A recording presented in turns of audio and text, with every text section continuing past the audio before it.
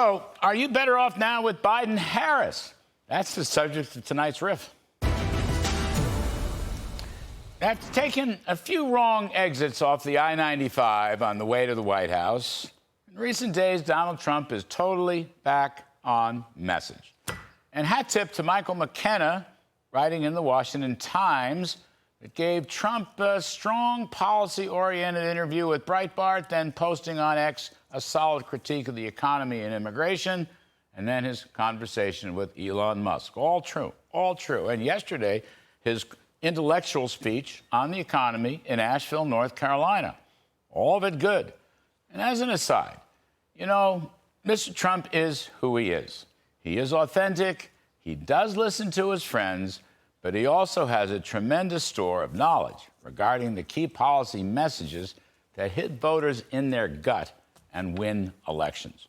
And in fairness to him, for over 2 years, in his historic political comeback, he has repeatedly stayed on message regarding tax cuts, deregulation, drill baby drill, closing the border, putting out the foreign fires. And even recent polls by the New York Times, Siena, and Fox, well, they show him doing very well across the board. Even better in the breakdown, both white and non-white working class voters, plus strong leads on issues including the economy, border, foreign policy, and crime. You know, the Kamala Harris boomlet is really a lot more hype than reality. Now, in North Carolina, he talked at some length about bringing down energy and electricity costs by unlocking the fossil fuel spigots and, of course, drill baby drill. And he linked that with his pledge to curb inflation and bring down prices with a whole-of-government approach. People really don't realize how much fossil fuel-related costs permeate the entire economy. You know, I always keep a list in my folder from the Energy Department, slightly less than 200 items linked to petroleum. Things like antihistamines, ballpoint pens, beach umbrellas, cell phones, computers, dog collars, eyeglasses, golf bags, purses, shampoo, shaving creams, solar panels, tennis rackets, toothpaste, clothing. That's just to name a few. So the point is, by deregulating the fossil fuel sector and encouraging more production, prices could drop from, say, $80 a barrel to perhaps somewhere around $40. That would slash costs literally throughout the economy. And that is what Mr. Trump is getting at.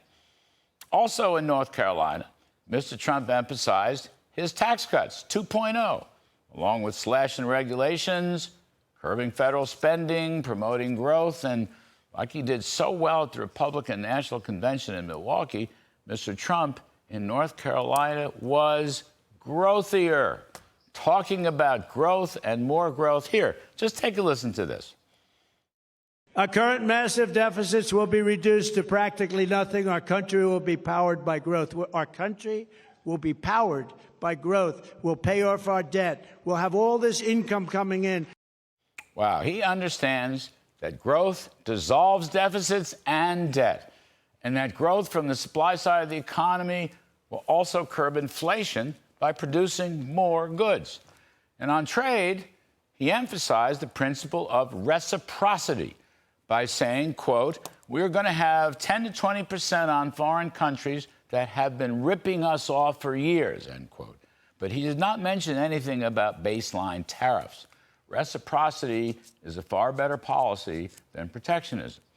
Now, Mr. Trump is dedicating himself to ending the Biden-Harris affordability crisis, where prices have risen faster than paychecks and real wages have fallen.